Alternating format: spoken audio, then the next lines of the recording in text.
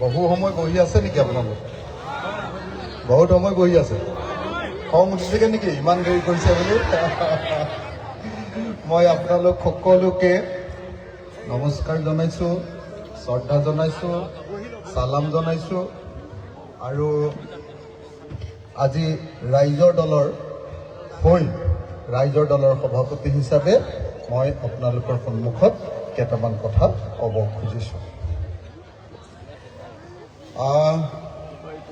আপোনালোকে সঁচাকৈ একদম অকল সদায় গৰম ভাষণ মানুহে শুনি থাকে, কিন্তু এবাৰ আপোনালোকে ভাবি চাওকচোন, এতিয়ালৈকে 47 চনৰ পাছত আপোনালোকে কিমানবাৰ ভোট দিলে? ভোট কিমানবাৰ দিলে?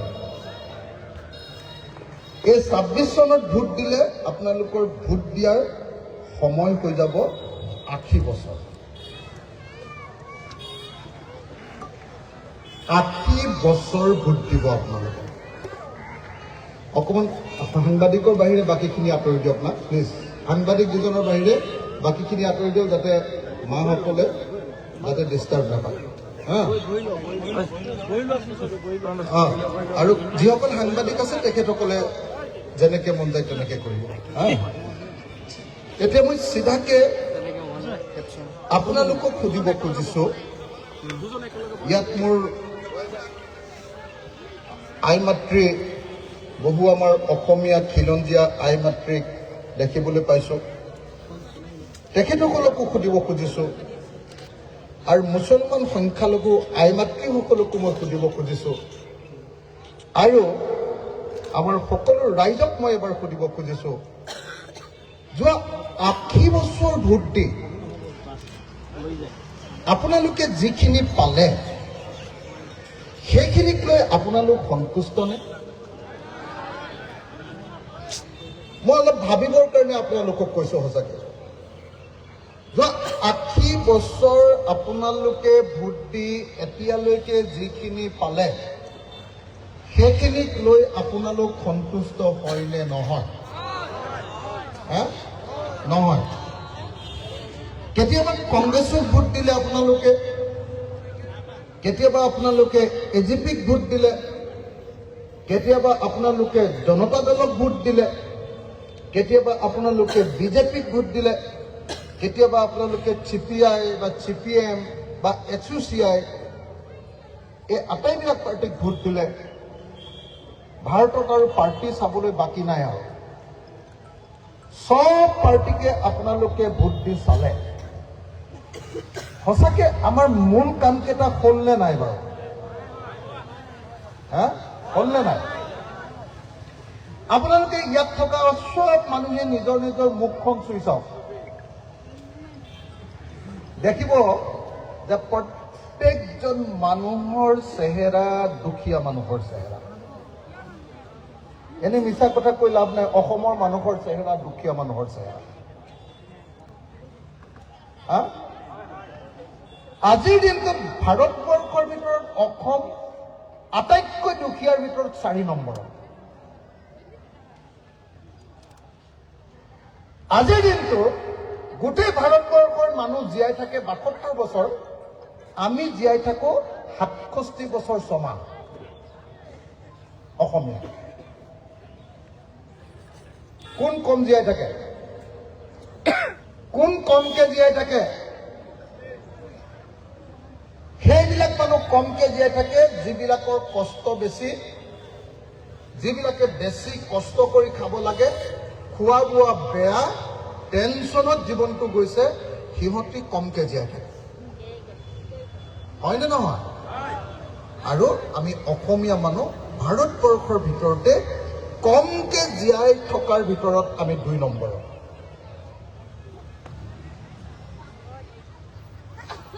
কথাটো বুজি পাইছেনে? হা? আজিৰ দিনটোত মোৰ মায়ে আমাৰ আই মাতৃবিলাকে যে সন্তান জন্ম দিয়ে, গৰ্ভৱতী হৈ যে কেঁচুৱা জন্ম দিয়ে, কেঁচুৱা জন্ম দিওঁতে মাক যে মৰে, মাক মৰেনে নাই? বহুত মাক মৰেনে নাই? আগতে বহুত মৰিছিল, আজিকালি কমকে মৰে অলপ। এই মাক মৰাৰ ক্ষেত্ৰত গোটেই ভাৰতবৰ্ষৰ ভিতৰত আমি 1 নম্বৰত। আৰু সন্তান জন্ম দিওঁতে কেঁচুৱা মৰাৰ ক্ষেত্ৰত আমি গোটেই ভাৰতবৰ্ষত 3 নম্বৰত। আমাৰেই আটাইতকৈ বেছি বাচ্চা মৰে আৰু আমাৰেই আটাইতকৈ বেছি মাকবিলাক মৰে। আমি যে স্কুললৈ যাওঁ, আধাতে স্কুল এৰি দিয়ে। কোনে আধাতে স্কুল এৰি দিয়ে? দুখীয়া মানুহৰ ল'ৰা ছোৱালীয়ে হয়নে নহয়? হা? আনৰ ঘৰত হাজিৰা কৰিবলৈ যাব লাগে, আনৰ ঘৰত কাম কৰিবলৈ যাব লাগে, ফেক্টৰী বা গেৰেজত কাম কৰিব লাগে, কিবা এটা কৰি যেনে তেনে পৰিয়ালটোক চলাই দিব লাগে। তেনেকে আধাতে স্কুল এৰাৰ ক্ষেত্ৰত ছেকেণ্ডাৰী স্কুল অৰ্থাৎ মাধ্যমিক বিদ্যালয়ত আটাইতকৈ বেছি স্কুল এৰা ৰাজ্যখনৰ নামটো হ'ল অসম। অথচ প্ৰধানমন্ত্ৰী আহিলে আমাক কয় যে তোমালোকক আমি ভাৰতবৰ্ষৰ 1 নম্বৰ ৰাজ্য কৰিম। আমাৰ হিমন্ত বাপুৰটো আৰু মুখখনটো বন্ধই নহয়। তেওঁৰ মতেতো আমি নাম্বাৰ 1 হলোৱে ইতিমধ্যে। হলোনে নাই বাৰু? হলোনে নাই? তেওঁৰ মতে আপোনালোকে যদি নিউজ লাইভ চেনেলটো চাই থাকে, হিমন্ত বিশ্ব শৰ্মাৰ ইণ্টাৰভিউটো যদি চাই থাকে, এনেকুৱা লাগেনে নাই এই অসমৰ কথা কৈ আছে নে আমেৰিকাৰ কথা কৈ আছে? অসমৰ সব সমস্যা সমাধান হৈ গ'ল যেন লাগেনে নাই বাৰু? মই সঁচাকৈ আপোনালোকক কৈছো, আজিৰ দিনটোত হিন্দুৱে হওক মুছলমানেই হওক, অসমৰ 100 জন মানুহৰ ভিতৰত 28 জন মানুহৰ নিজৰ বুলিবলৈ মাটি এটুকুৰাও নাই, যাক ইংৰাজীত লেণ্ডলেছ বুলি কয়, অসমীয়াত ভূমিহীন বুলি কয়। অসমৰ 100 জন মানুহৰ ভিতৰত 28 জন মানুহ ভূমিহীন। 32 জন মানুহ আছে কিন্তু মোৰ নিচিনা মানুহ, আমাৰ ঘৰত 4 বিঘা অকল মাটি আছে। অৰ্থাৎ মাটি আছে কিন্তু সেই মাটিৰে পৰিয়াল নচলে। 100 জনৰ ভিতৰত 32 জনৰ মাটি আছে কিন্তু সেই মাটিৰে পৰিয়ালটো চলিবলৈ নোজোৰে খেতি কৰি। ইয়াক ইংৰাজীত মাৰ্জিনেল ফাৰ্মাৰ বুলি কয়, মাৰ্জিনেল ফাৰ্মাৰ, উপান্ত কৃষক। 28 জনৰ এটুকুৰাও মাটি নাই, 32 জনৰ মাটি আছে, খাবলৈ নোজোৰে। 28 32 কিমান হ'ল? 60। 100 জনৰ ভিতৰত 60 জন মানুহৰ অসমত খাবলৈ নোজোৰে। তাৰ পাছত হিমন্ত বিশ্ব শৰ্মাই কয় যে অসম 1 নম্বৰত দৌৰি আছে, অসম 1 নম্বৰত দৌৰি আছে। আৰু যেতিয়া মই কওঁ যে আপুনি ৰাস্তাটো ভালকে নিয়া নাই, তেতিয়া কয় তই মিয়া প্ৰেমী, তই অখিল নহয় অখিল উদ্দিন। কয় আজিকালিতো মোক নামে দি দিছে চুমা বাবা,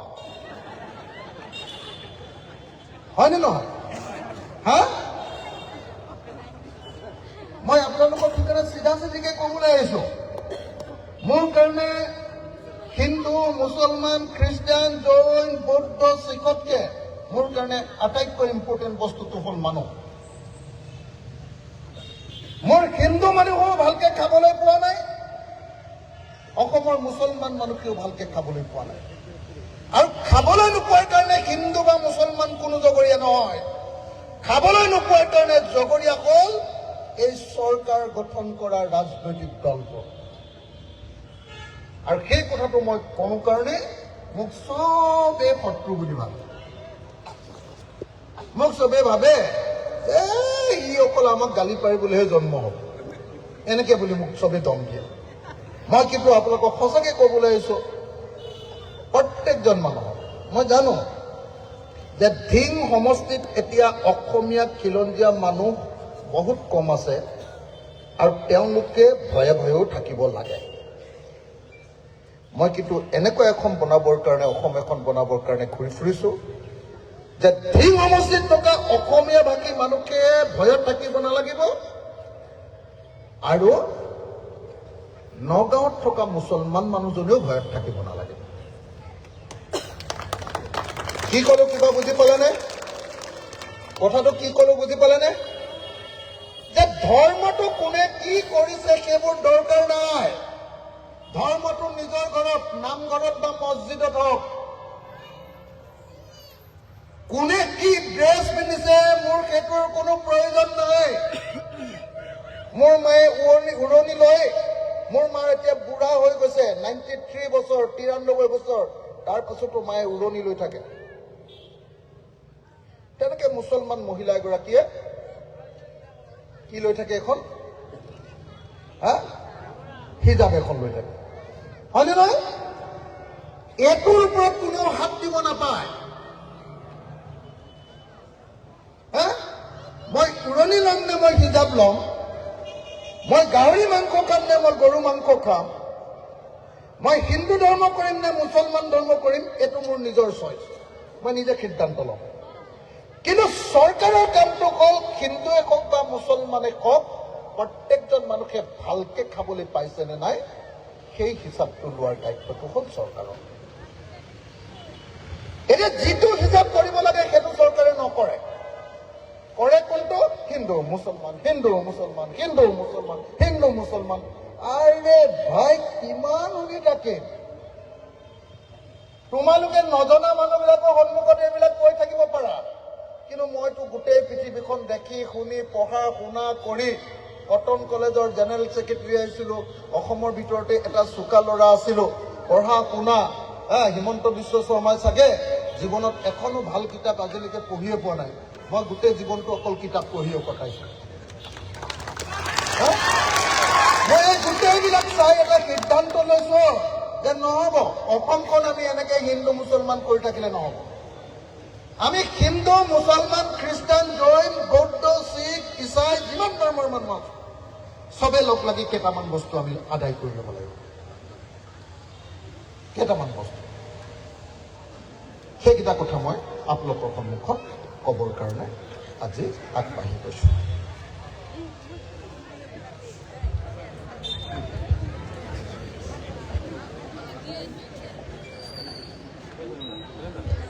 হিমন্তৰ নামটো লওঁতে গৰম উঠি গৈছে।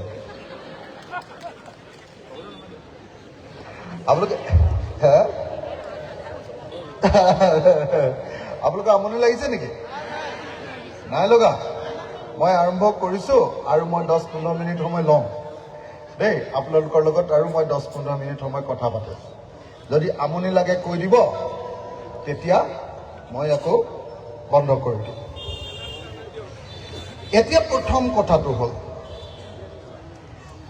মই সঁচাকে অসমখনত এনেকুৱা এখন অসম বিচাৰিবলৈ ঘূৰি ফুৰিছোঁ যিখন অসমত মানুহে বৰষুণ পাবৰ কাৰণে ভেকুলীৰ বিয়া পাতিব নালাগে। কিবা ধৰিব পাৰিছে নে কি ক'ব খুজিছো?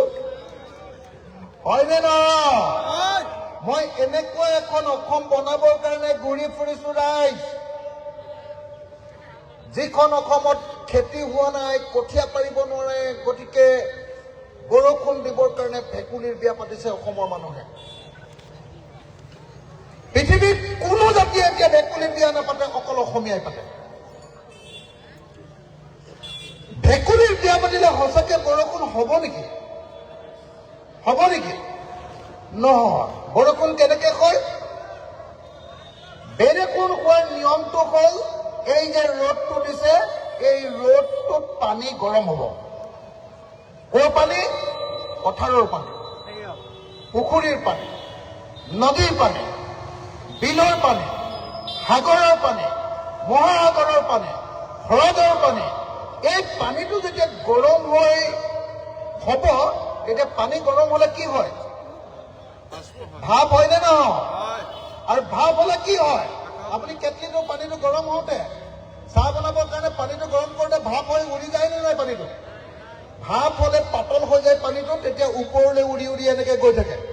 ওপৰলৈ যিমান গৈ থাকে, আপুনি ওপৰলৈ গ'লে ঠাণ্ডা পাই গৈ থাকিব। ওপৰলৈ গৈ থাকোঁতে ঠাণ্ডা যেতিয়া লাগে, এই ভাপটো কি হৈ যায়, গোট মাৰি যায়, সেইটোকে ডাৱৰ বুলি কয়। সেই যিটো ডাৱৰ, সেই ডাৱৰটো বতাহত, আপোনালোকে এৰোপ্লেনত গ'লে মানে সেই ডাৱৰটো অনবৰতে, এৰোপ্লেনখনে ডাৱৰৰ লগত খেলি খেলিয়ে গৈ থাকে। যেতিয়া আপুনি ডাৱৰটো যেতিয়া বতাহে খুব জোৰেৰে ঠেলি লৈ যাব আৰু লৈ গৈ যেতিয়া পৰ্বতত খুন্দা মাৰি দিব, খুন্দা মাৰি দিলে কি হয় জানেনে, তললৈ পৰি যায়, সেইটোকে বৰষুণ বুলি কয়।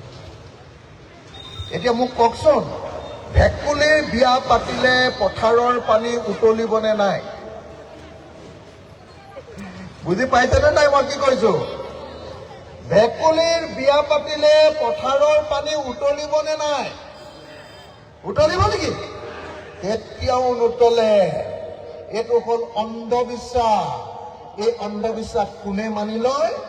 যাৰ নিজৰ গাত শক্তি নাথাকে, নিজেই কামটো কৰিব নোৱাৰে, নিজেই কামটো কৰিব নোৱাৰিলে ভাবে যে এনেকে ভেকুলীৰ বিয়া, মানে কেলে ভেকুলীয়ে দেখি থাকে যে ভেকুলীয়ে তুৰ তুৰ কৰি থাকিলে মানে বৰষুণ দিয়ে।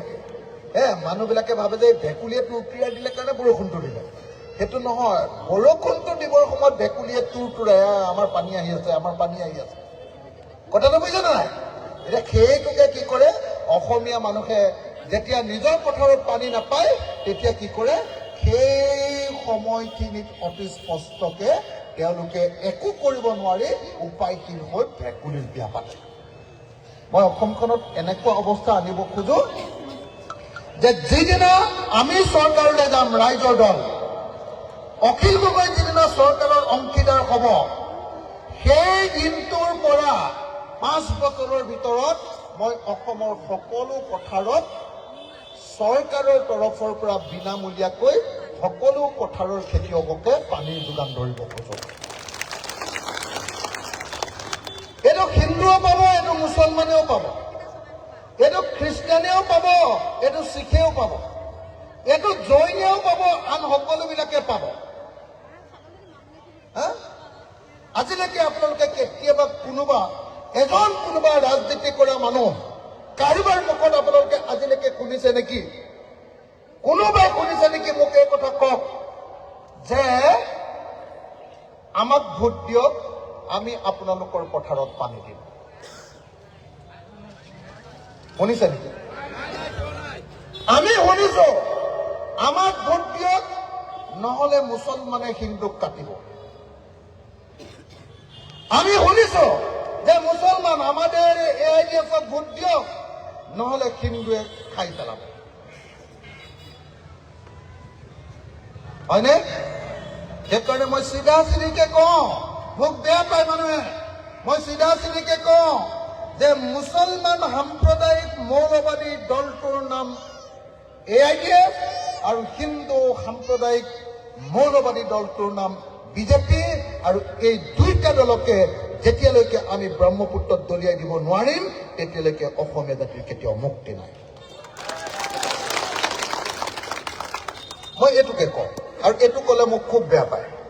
কিছুমানে কয় ই হিন্দু বিৰোধী, কিছুমানে কয় বোলে ই মুছলমান বিৰোধী। মই না হিন্দু বিৰোধী না মুছলমান বিৰোধী। মইতো জন্মই হৈছো হিন্দুৰ ঘৰত, আৰু মই এতিয়ালৈকে কোনো মুছলমান ছোৱালীও বিয়া কৰা নাই, মই কাৰো মুছলমানৰ জোঁৱাইও নহয়। গতিকে মই মুছলমানক ভাল পাবলৈও নাই, মই বেয়া পাবলৈও নাই। মই হলো এটা মানুহ, আৰু কোনোবাই যদি নিজকে অকল মুছলমান বুলি কয়, মই তেওঁৰ লগত নাই। কোনোবাই যদি নিজকে কয় হিন্দু বুলি, তেতিয়াহ'লে মই তেওঁৰ লগত নাই।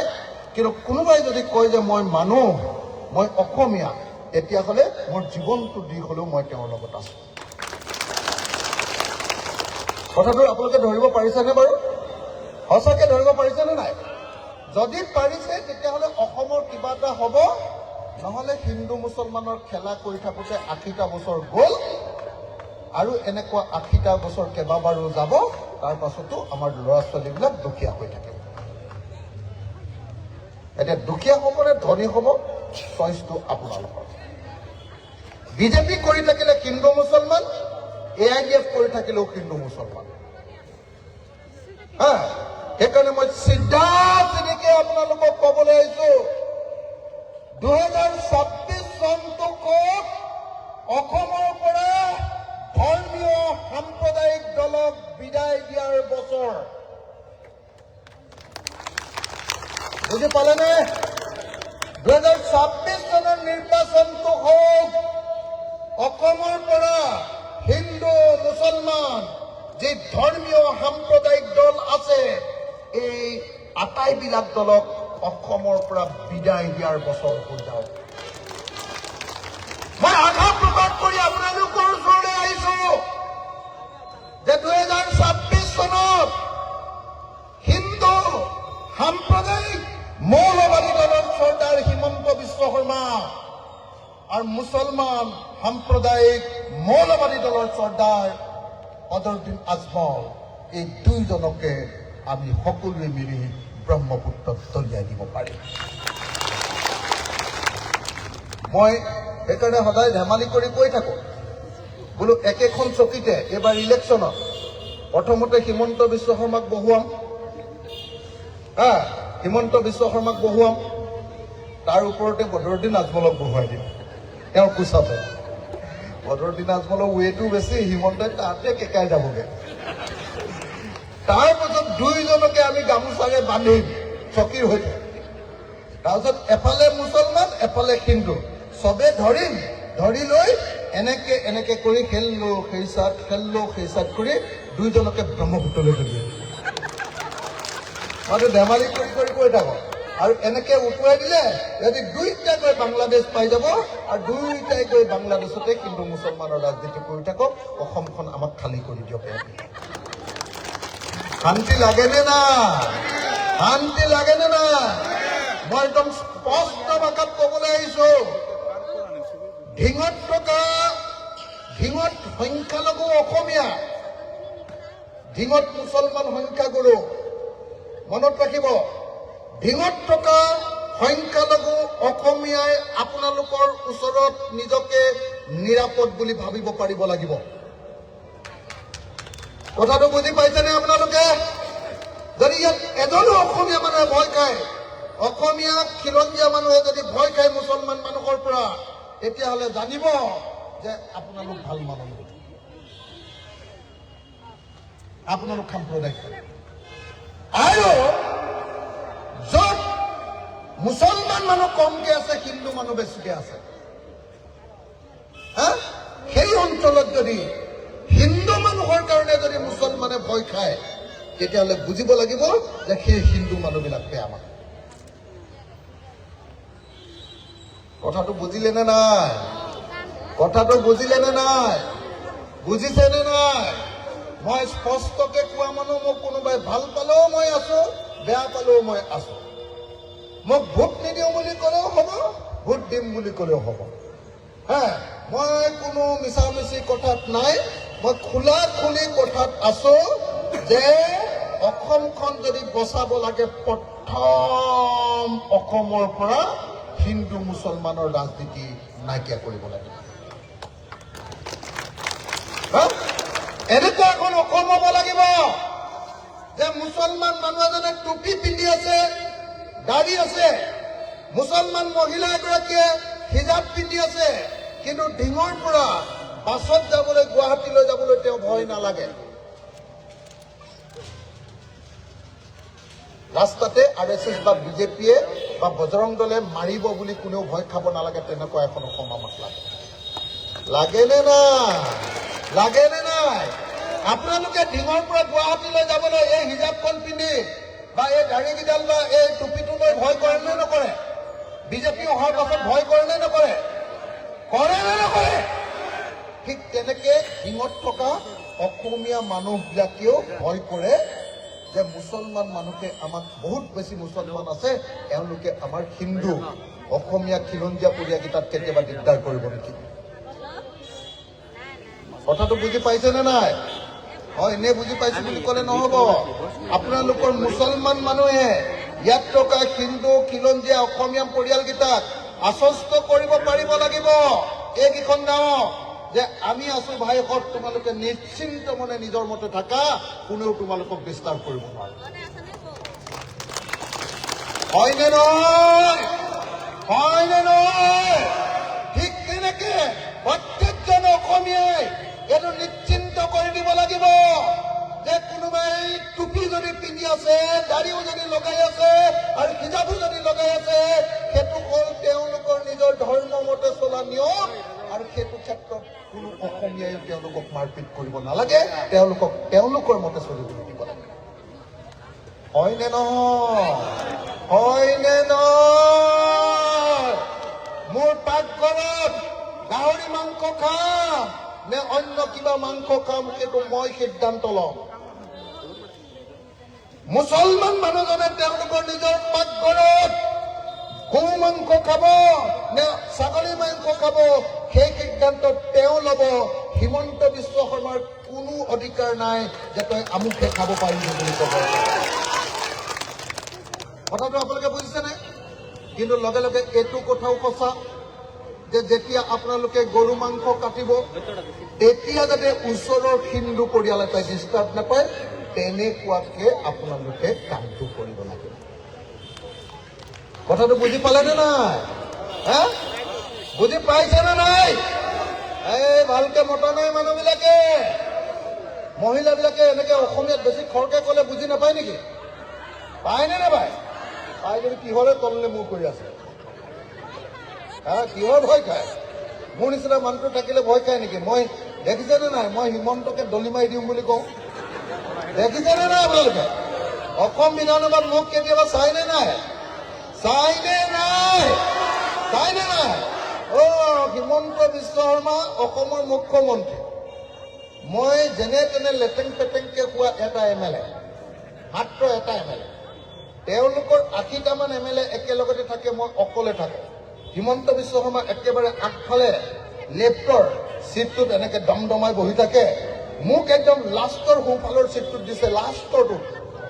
কেলে জানেনে নাই?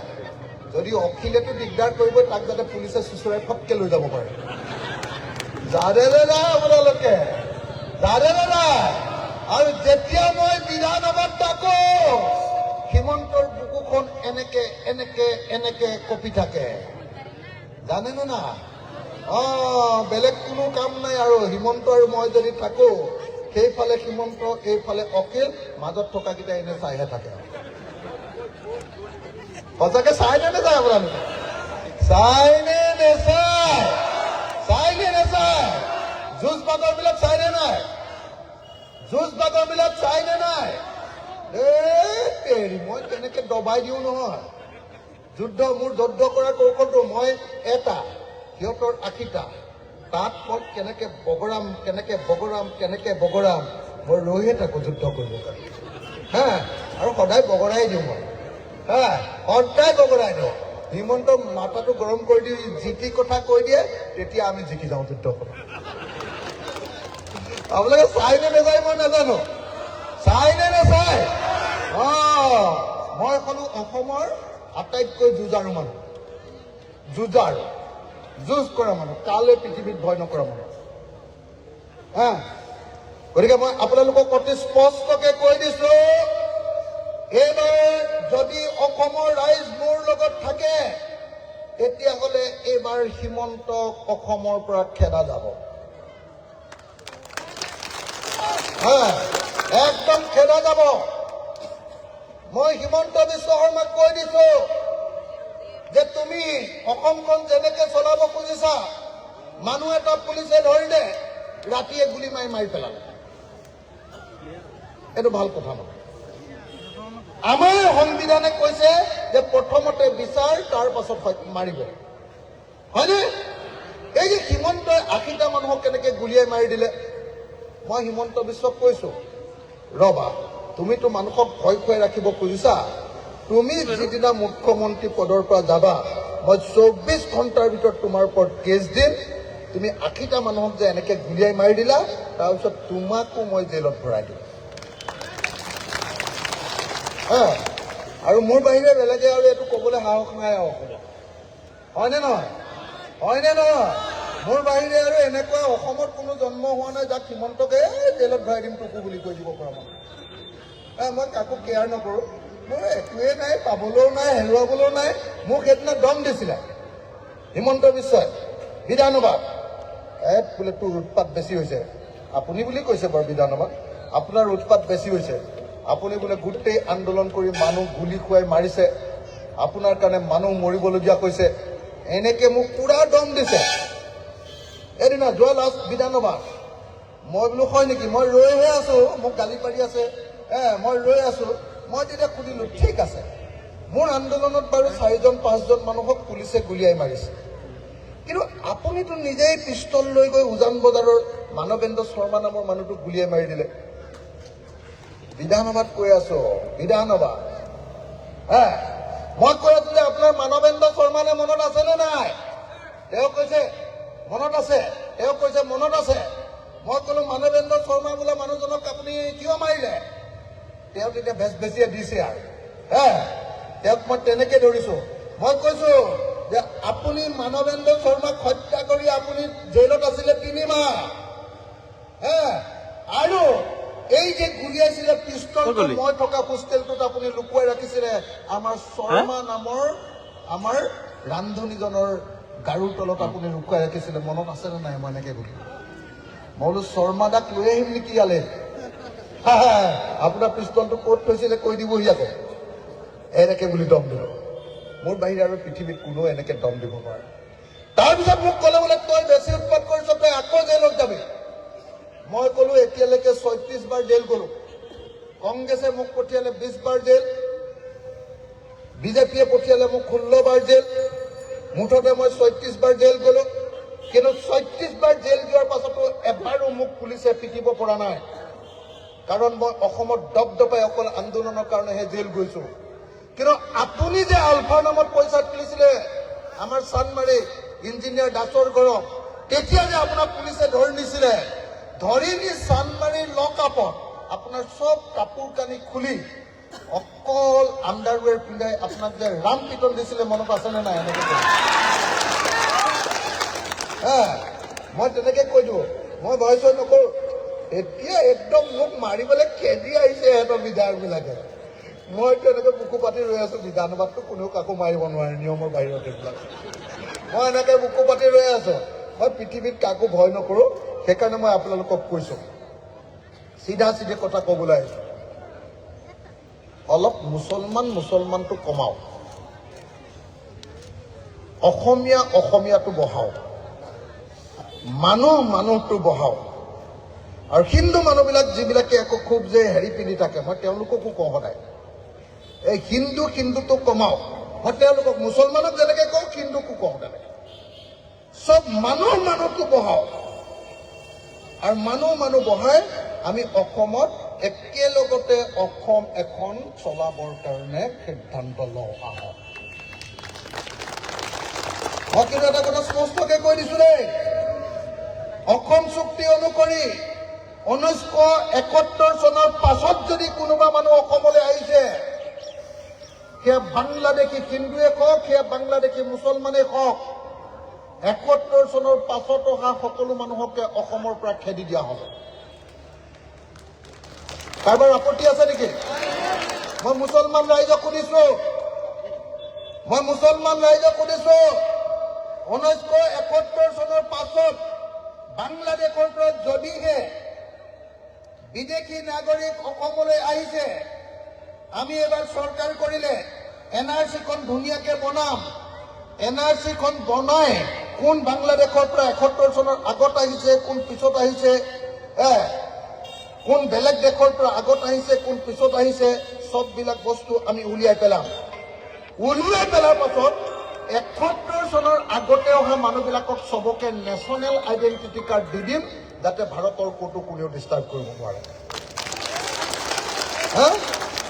আৰু 71 চনৰ পাছত অহা মানুহবিলাকক কোনো কাগজ নিদিওঁ, আৰু যাৰ হাতত কাগজ নাথাকিব তাকে পুলিচে ধৰি নি য'ৰ পৰা আহিছিলে তালৈ পঠিয়াই দিব। ভাল হ'ব নে বেয়া হ'ব? মই আপোনালোকক আকৌ এবাৰ শুনিব খুজিছো যে মুছলমান বিদেশী 71 চনৰ পাছত অহা বিদেশীক আমাৰ চৰকাৰখনে খেদিম, আপোনালোকৰ কিবা আপত্তি আছে নেকি? 71 চনৰ পাছত অহা বিদেশীক আমাৰ চৰকাৰখনে খেদিম, আপোনালোকৰ কাৰোবাৰ আপত্তি আছে নেকি? মই প্ৰথমতে শুনিব খুজিছো যিবিলাকৰ আপত্তি আছে যে আমাৰ মুছলমান মানুহ বিদেশী হলে কি হব, তেওঁলোকক অসমতে ৰাখি দিব লাগে বুলি ভবা মানুহ, বিদেশীকো অসমত ৰাখিব লাগে বুলি ভবা মানুহ কিমান আছে? আপোনালোকে হাত দাঙক। বিদেশীকো ৰাখিব লাগে বুলি কোৱা মানুহ, বিদেশীক অসমত ৰাখিব লাগে বুলি কোৱা মানুহ কিমান আছে? হাত দাঙক। আৰু বিদেশীক অসমত ৰাখিব নালাগে, তেওঁ হিন্দুৱে হওক তেওঁ মুছলমানে হওক, বিদেশীক ৰাখিব নালাগে, আমাৰ স্বদেশী বিলাককে ৰাখিব লাগে বুলি ভবা মানুহ কিমান আছে? হাত দাঙক। চবে দাঙিছে? চবে দাঙিছে? চবে দাঙিছে? মই এতিয়া হিমন্তক, চবে হাতখন দাঙি ৰাখকচোন। মই এতিয়া হিমন্তক দেখুৱাব খুজিছো, চব এই মুছলমান ৰাইজে চবে কৈছে যে 71 চনৰ পিছত অহা মানুহবিলাকক অসমৰ পৰা খেদি দিব লাগে। কৈছে নে নাই? কৈছে নে নাই? কি বুলি কৈছে? কি বুলি কৈছে? আপোনালোকৰ মুখেৰে এইটো কৈ দিব, একেলগতে কৈ দিব যে 1971 চনৰ পাছত অহা সকলো বিদেশীকে খেদিব লাগে।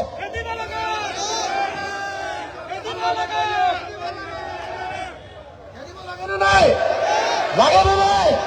লাগে নে নাই? মই হিমন্ত বিশ্ব শৰ্মাক দেখুৱাই দিছো, বিজেপি আৰএছএছক দেখুৱাই দিছো যে চব মুছলমানে একেলগতে হাত তুলিছে যে আমি 71 চনৰ পাছত অহা মুছলমান বিদেশী বিলাককো খেদিব লাগে। খেদিব লাগে নে নাই? লাগে নে নাই? বিদেশী খেদিব লাগে নে নাই? খেদিব লাগে নে নাই? তেতিয়াহ'লে একেলগতে এটা জোৰকে হাত তালিব যাওঁ। এয়া চাওক, জোৰকে এয়া চাওক, ৰাইজে বিদেশী খেদিব লাগে বুলি হাত তালি বজাইছে। এয়া বিদেশী খেদিব লাগে বুলি হাত তালি বজাইছে। বছ হৈ গ'ল। এতিয়া মই আপোনালোকক আচল চিত্ৰটো কৈ দিছো। হিমন্তই যে সদায় কৈ থাকে যে মোক ভোট দিয়ক, মই বিদেশী মুক্ত অসম গঢ়িম, হয়নে নাই? যে মই বিদেশীক এটাকে বিচাৰি খেদিম বুলি কৈছিলে নে নাই? মোদীয়ে কৈছিলে যে মোক ভোট দিয়ক, মই 16 মে তাৰিখৰ পৰা তালি টোপোলা বান্ধি চব বিদেশী পলাব লাগিব বুলি কৈছিলে নে নাই? এতিয়ালৈকে বিজেপিয়ে কেইটা বিদেশী খেদিলে জানেনে নাই? কেইটা বিদেশী খেদিলে জানেনে নাই? মই হিচাপটো দি দিছো, মই বিধায়ক হয়, মই একদম বিধানসভাত প্ৰশ্ন কৰি উলিয়াই থৈ দিছো, হিমন্তই চহী কৰি মোক লিখি দিছে যে, শুনি লওক দেই, হিমন্তই চহী কৰি মোক লিখি দিছে যে হিমন্ত বিশ্ব শৰ্মাৰ বিজেপি চৰকাৰৰ দিনত সৰ্বানন্দ সোণোৱাল আৰু হিমন্তৰ দিনত সৰ্বমুঠ বিদেশী খেদিছে 1676 জন মাত্ৰ। কৈ আছে বোলে 40 লাখ বিদেশী আছে। যদি 10 বছৰত 1676 জন খেদে, তেতিয়াহ'লে 40 লাখ বিদেশী থাকিলে বিজেপিক যদি শাসন দিওঁ, বিদেশী খেদিবলৈ কিমান দিন লাগিব? কিমান দিন লাগিব? হয়নে নহয়? এই হিমন্তৰ নিচিনা 20,000টা হিমন্ত মৰি যোৱাৰ পাছতো ইয়াৰ পৰা বিদেশী গৈ শেষে নহ'ব। কথাটো বুজি পাইছানে নাই কি কৈছো? এইবিলাক বিদেশী খেদাটো সিহঁতৰ কাম নহয়, সিহঁতে খালি বিদেশীৰ নামত হিন্দু মুছলমানৰ কাজিয়া লগোৱাটো সিহঁতৰ কাম। কথাটো বুজি পাইছে না? সেইকাৰণে মই আপোনালোকক কৈছো, মই অসমৰ হিন্দু মুছলমান চব ৰাইজকে কৈছো, এইটো অখিল গগৈ গেৰাণ্টি, এইটো অখিল গগৈ গেৰাণ্টি যে 2 বছৰৰ ভিতৰত অসমত কোন স্বদেশী আছে, কোন বিদেশী আছে, সবকে হিচাপ কৰি উলিয়াই দিম NRC-খন কমপ্লিট কৰি। তাৰপাছত যিবিলাক স্বদেশী আছে 71 চনৰ আগতে অহা আছে, সকলোকে অসমত থাকিবলৈ দিম। তাৰ পাছত আৰু কোনো হিন্দু মুছলমানৰ কাজিয়া কৰিব নোৱাৰিব। আৰু যিবিলাক 71 চনৰ পাছত অহা আছে, তেওঁলোকক সকলোকে অসমৰ পৰা বহিষ্কাৰ কৰি দিম, যাতে অসমত এজনো বিদেশী থাকিব নোৱাৰে। ভাল হ'বনে বেয়া হ'ব? ভাল হ'বনে বেয়া হ'ব? এতিয়া মই এনেকে যেতিয়া কৈ দিওঁ, হিমন্ত এতিয়া ক'বও নোৱাৰে বেচেৰাই যে ই বিদেশী খেদিব নোখোজে। মোৰ সমান বিদেশী খেদিব খোজা মানুহ আৰু এই পৃথিৱীত কোনো নাই। কিন্তু বিদেশী নামত অকল টুপিটো আৰু দাড়িকেইডাল আৰু লুঙিখন আৰু হিজাবখন দেখিলে মানুহক অত্যাচাৰ কৰিব লাগে, এই কথাটো বেয়া কথা। হয়নে নহয়? হয়নে নহয়? হয়নে নহয়? মই আকৌ এবাৰ কৈছো, ঢিঙত থকা প্ৰত্যেকগৰাকী অসমীয়া হিন্দু খিলঞ্জীয়া মানুহ মুছলমান চাৰিওফালে থকাৰ পাছতো ইয়াতে শান্তিৰে থাকিবলৈ পাব লাগিব আৰু ভয় খাব নালাগিব।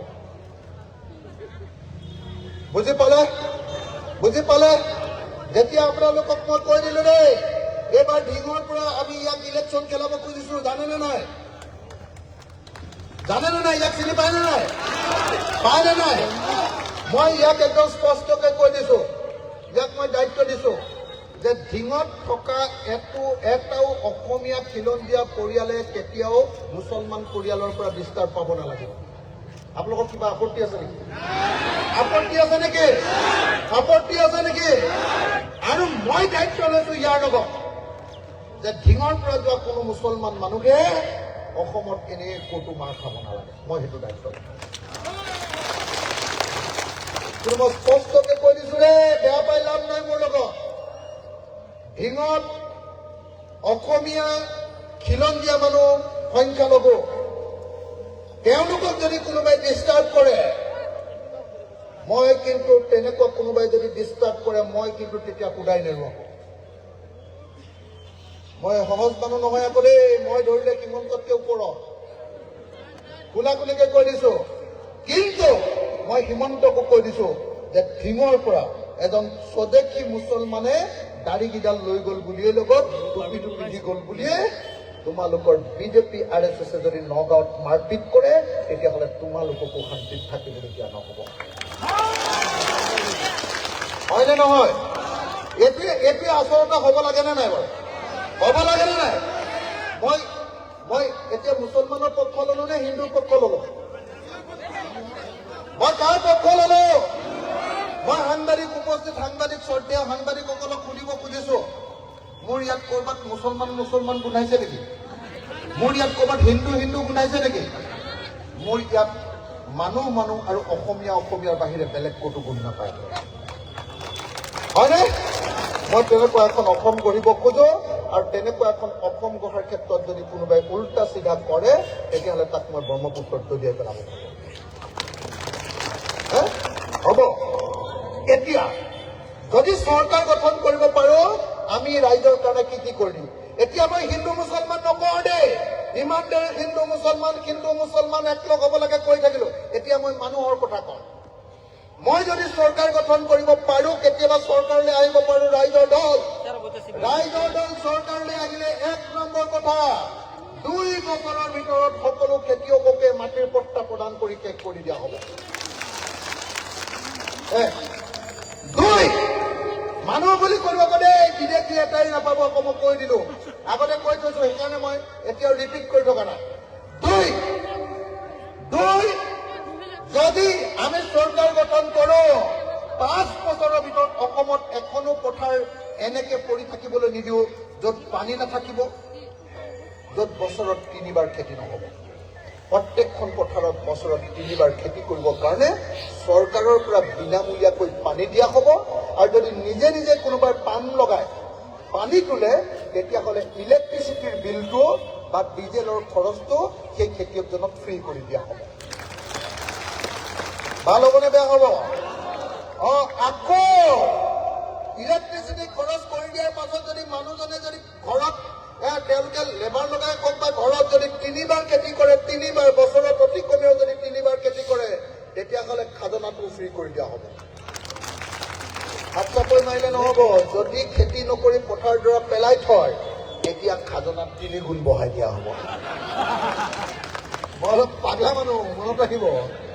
ইমান সহজ মানুহ নহয়। মই কাম নকৰি পথাৰ পেলাই থব নহ'ব। নিজে খেতি কৰিব পৰা নাই, ওচৰৰ ঘৰৰ মানুহক দিয়ক খেতি কৰিবলৈ। নিজে খেতি কৰিব পৰা নাই, আধি দিয়ক। নিজে খেতি কৰিব পৰা নাই, আৰু ট্ৰেক্টৰো প্ৰত্যেকখন গাঁৱতে মই 5খন ফ্ৰী কৰি দিম, চৰকাৰী ডাঙৰ ট্ৰেক্টৰ। তেতিয়াহ'লে ভাল হ'বনে নাই? মই সঁচাকৈ কৈছো, অসমৰ হিন্দু, মুছলমান, খ্ৰীষ্টান, জৈন সকলো খেতিয়ককে 5 বছৰৰ ভিতৰত চবকে ধনী কৰি দিম। আপোনালোকৰ চবৰে এই ডালবিলাকত মাংস আহি যাব। বুজিছেনে না? আৰু এই যে দাঁতকেইটা চব অসমীয়া মানুহৰ দাঁতকেইটা এনেকে মেলি দিবলৈ ক'বচোন। চবৰে ক'লা হয়নে নহয়? কেলে আইৰণ পানী খাই খাই খতম হয়নে নহয় মই গেৰাণ্টি দিছো আপোনালোকক গেৰাণ্টি যিদিনা আমি চৰকাৰলৈ আহিম আপোনালোকক চবকে ধনী হৈ ভাল ধনী মানুহে খাব পৰা পানী খাব পৰাৰ ব্যৱস্থা কৰি দিম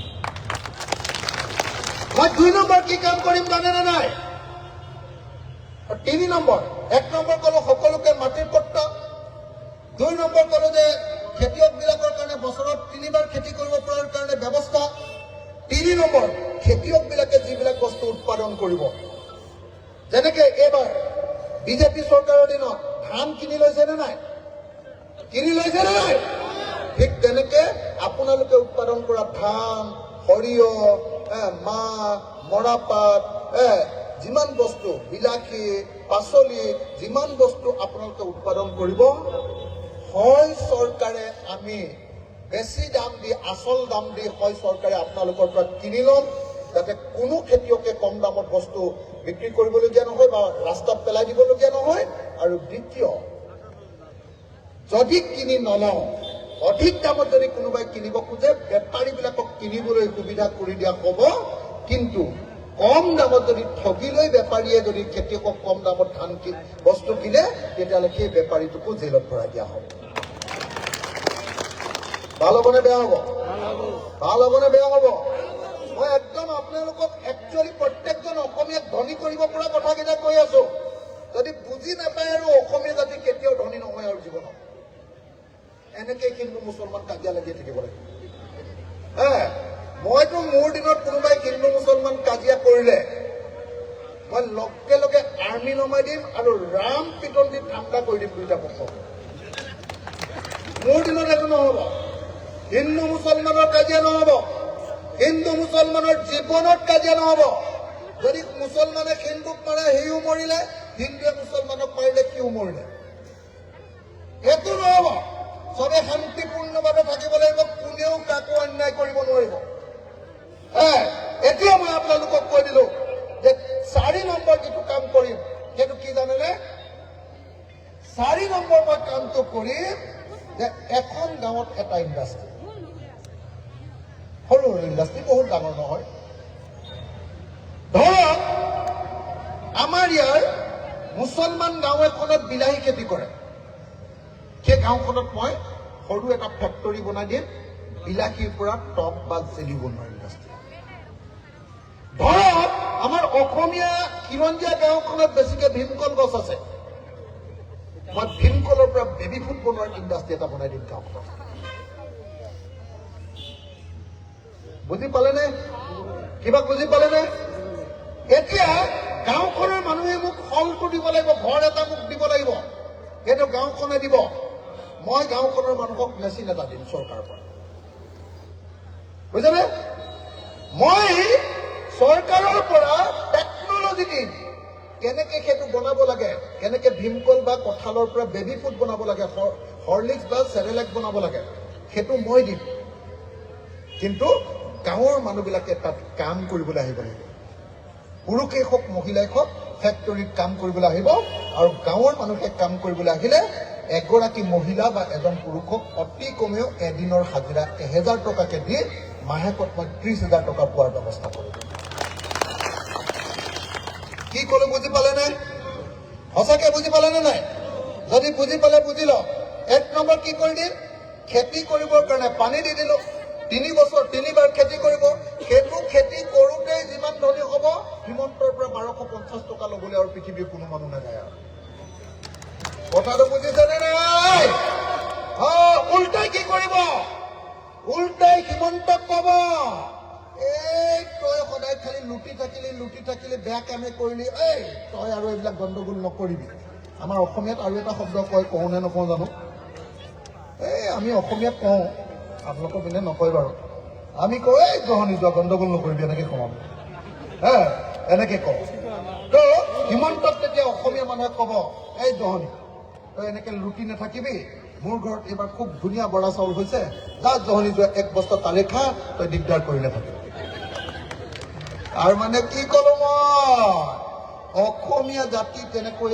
আত্মনিৰ্ভৰশীল স্বাভিমানী অসমীয়া হ'ব কোনো অসমীয়াই সীমন্তৰ কাৰণে 1250 টকা পাম বুলি বোৱাৰীবিলাকে এনেকে চেল্ফি উঠিবলৈ নাযায় আৰু কথাটো বুজি পাইছেনে না কিন্তু মই এটা কথা আপোনালোকক কৈ যাওঁ কৰে যদি মই চৰকাৰত আহোঁ ৰাইজৰ দল যদি চৰকাৰত আহে অৰুণোদয় টিকটো ৰাখি দিম কিন্তু সেইটো 1250 টকা নহয় মই 3000 টকা কৰিম আৰু যিমান মহিলা আছে এতিয়াতো 100 জনীৰ ভিতৰত 50 জনীহে পায় যিমান মহিলা আছে মই চবকে দিম আৰু অকল মহিলাক নহয় এই মতা মানুহে যি 65 বছৰলৈকে খেতি কৰিলে 65 বছৰ 65 ইয়াৰ্ছলৈকে খেতি কৰিলে আনৰ ঘৰত কামলা কৰিলে ৰিক্সা চলালে ঠেলা চলালে শ্ৰমিক আৰু কৃষক যিবিলাক থাকিব মতা মানুহবিলাককো মই 3000 টকা পেঞ্চন দি দিম যাতে বোৱাৰীয়েক আৰু পুতেকবিলাকৰ পৰা বুঢ়া মানুহকেইটা গালি খাই থাকিব নালাগে হয় নে নহয় হাঁহিছে আপোনালোকে বোৱাৰীকেইজনীয়ে কিমান গালি দিয়ে আমি নাজানো নেকি বোৱাৰীকেইজনীয়ে এই বুঢ়া এইফালে যায় এনেকে কয় যেতিয়া 3000 টকা থাকিব বোৱাৰীয়ে তেল মাৰি থাকিব অ দেউতা এই মোবাইলত 100 টকা এটা ভৰাই দিয়ক না এনেকে কওঁ হয় নে নহয় সেইকাৰণে বুঢ়া মানুহ মাইকী মানুহ আৰু ফিজিকেলি হেণ্ডিকেপ ফিজিকেলি চেলেঞ্জ তাৰমানে কি বিকলাংগ মানুহক মই চবকে 3000 দিম আৰু আজিকালি থাৰ্ড জেণ্ডাৰ বুলি যে এটা বস্তু আছে থাৰ্ড জেণ্ডাৰ মানে জানেনে নাই কি বাৰু থাৰ্ড জেণ্ডাৰকো মই 3000 টকা দিম 3000 থাৰ্ড জেণ্ডাৰ মানে এই এনেকে কৰি যে পইচা বিচাৰি ফুৰে যে সেইটো ক'ব নাপায় কথাটো বুজি পাইছেনে নাই পাইছেনে নাই এতিয়া মোক কওক যে এইবিলাক বস্তু পালে আপোনালোকে আমাক ভোট দিব নে হিন্দু মুছলমান কৰিলে ভোট দিব এতিয়া মোক কওক হিমন্তই ইয়াতে হিন্দু মুছলমান কৰি আকৌ কবই আকৌ এবাৰ মোদী চৰকাৰ এইটো কৰিলে ভোট দিব নে মই এনেকে অসমখন বনালে ভোট দিব কওক কোনটোত ভোট দিব কোনটো অসমৰ প্ৰত্যেকজন মানুহক মাটি দিলে পথাৰত পানী দিলে প্ৰত্যেককে গাঁৱে গাঁৱে এটা চাকৰি দিলে আৰু এইটো কৰিলে আপোনালোকে মোক ভোট দিব নে মই হিন্দু মুছলমানৰ কাজিয়া লগালে মোক ভোট দিব কওক কোনটো লাগে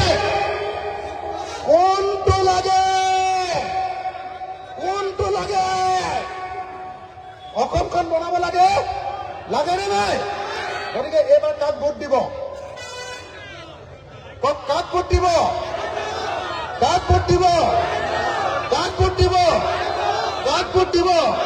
মই আৰু এটা কাম কৰি দিম দেই অসমৰ মানুহৰ কাৰণে আৰু এটা কাম যিবিলাক মহিলা মানুহে আনৰ ঘৰত কাম কৰিবলৈ যায় কামলা কৰে যিবিলাক মহিলা মানুহে আনৰ ঘৰত ঘৰ চাফা কৰিবলৈ যায় বাই বুলি যে কয় আৰু কি বুলি কয় আপোনালোকৰ পিনে কি কৰে আনৰ ঘৰত কাম কৰিবলৈ যোৱা মানুহবিলাকক কি বুলি কয় কামলা মই আপোনালোকক এটা কথা কৈ দিলো সকলো কামলা বাইবিলাকক মই 6 মাহৰ কেনেকে ভাত ৰান্ধিব লাগে কেনেকে ৰুটি ৰান্ধিব লাগে কেনেকে পৰঠা ৰান্ধিব লাগে কেনেকে ঘৰ চাফা কৰিব লাগে এই ট্ৰেইনিংটো 6 মাহত মই বিনামূলীয়াকৈ ট্ৰেইনিং দিলো কাম কৰা বাইজনীক মই ধুনীয়া ড্ৰেছ এযোৰ দিলো আৰু আনৰ ঘৰত কাম কৰিবলৈ যাওঁতে এতিয়া অকল মাহেকত 4000 টকা পাই মই ইমান ধুনীয়াকৈ তাইক ধুনীয়াকৈ শিকাই দিম নহয় তাই মাহেকত 15000 টকা দৰমহা পাব ভাল হ'বনে বেয়া হ'ব আৰু আপোনালোকৰ ইয়াৰ পৰা বেংগলোৰলৈ কাম কৰিবলৈ যায় নে নাযায় বেংগলোৰলৈ যিবিলাক চিকিউৰিটি গাৰ্ড কৰিবলৈ যায় মই প্ৰত্যেকটো ল'ৰা এক বছৰ মই পুলিচৰ ট্ৰেইনিং দি দিম ফ্ৰীকে হিন্দীটো শিকাই দিম ইংৰাজীটো শিকাই দিম পুলিচৰ বন্দুক চলাবলৈও শিকাই দিম সববিলাক ট্ৰেইনিং শিকাই দি মই ইয়াৰ পৰা বেংগলোৰ গভৰ্ণমেণ্টৰ লগত কৰ্ণাটক গভৰ্ণমেণ্টৰ লগত কথা পাতি ইয়াৰ পৰা সিকিউৰিটি গাৰ্ড তালৈ পঠিয়াম এতিয়া যদি সিকিউৰিটি গাৰ্ডে 16000 টকাৰ দৰমহা পায় তেতিয়া 35 বা 40000 টকাৰ দৰমহা পাব ভাল হ'বনে বেয়া হ'ব ভাল হবনে বেয়া হব? আৰু যিমান ছোৱালীবিলাকে নাৰ্ছ শিকিব খোজে মই সব ছোৱালীবিলাকক ফ্ৰীকে নাৰ্ছ শিকাই দিম 2 বছৰ। হিন্দীটো পঢ়াই দিম, ইংৰাজীটো শিকাই দিম ক'বলৈ।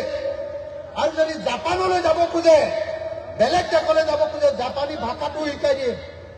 শিকাই দি কি কৰিম জানেনে নাই? জাপানলৈ যেতিয়া অসমৰ পৰা নাৰ্ছ কৰিবলৈ যাব, এবছৰত দৰমহা পাব 1 কোটি টকা। কিমান? 1 কোটি টকা। 2 বছৰ কাম কৰি ঘৰলৈ ঘূৰি আহিলে তাই আৰু গিৰিয়েকৰ তলত থাকিব নালাগে, গিৰিয়েকেহে তাইৰ ওচৰত ভালেনে, তুমি ভালে আছা নে এনেকে কৈ থাকিব। বুজিছানে না? নহলে আৰু এটা কাম কৰি দিম, মতা মানুহবিলাকে বেয়া পাব মোক খুব বেয়া পাব দিয়া মতা মানুহবিলাকে। মই আৰু এটা কাম কৰিম, মই যে মাটিৰ পট্টা দিম বুলি কৈছো, অকল মতা মানুহটোৰ নামত নিদো। মই মতা মানুহ আৰু মাইকী মানুহ দুইটাৰ নামতে পট্টাখন লিখি দিম। ভাল হবনে বেয়া হব? তেতিয়া আপোনালোকে ফটককে ঘৈণীয়েকক আৰু তালাক দিব নোৱাৰে। বুজিছেনে না? কোনেও মদ খাই আহি নিজৰ ঘৈণীয়েকক মাৰপিট কৰিব নোৱাৰে। খেদি দিলেই তেতিয়া মাটিটো সমানে সমানে ভাগ হৈ যাব। হয় যে ন? তেতিয়া মাইকী মানুহবিলাকক কোনেও মাৰপিট কৰিব নোৱাৰে আৰু গ'ল আৰু তেতিয়া। আৰু মোৰ দিনততো মাইকী মানুহক মাৰপিট কৰিলে মইতো তাক ডাইৰেক্ট জেলত দি দিম।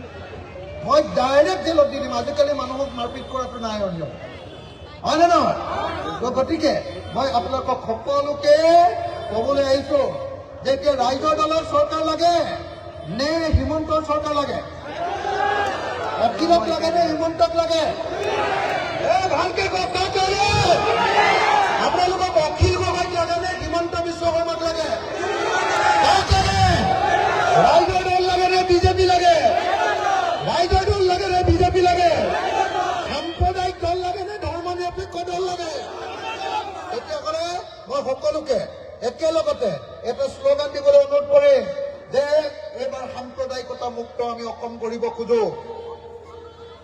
বেছি দীঘলীয়া হৈ গ'ল ন? আমনি পাইছে ন? যাওঁ লাগিছে নেকি? যাওঁ লাগিছে? মই এই আমাৰ তাত থকা থিয় হৈ থকা বন্ধুকেইজনক এইডোখৰত সোমাই দিবলৈ অনুৰোধ কৰিছো। এতিয়া শ্লোগান এটা দিম, এই ঠাইডোখৰ খালী ঠাইডোখৰ তেতিয়া পূৰ হৈ যাব। আহকচোন থিয় হৈ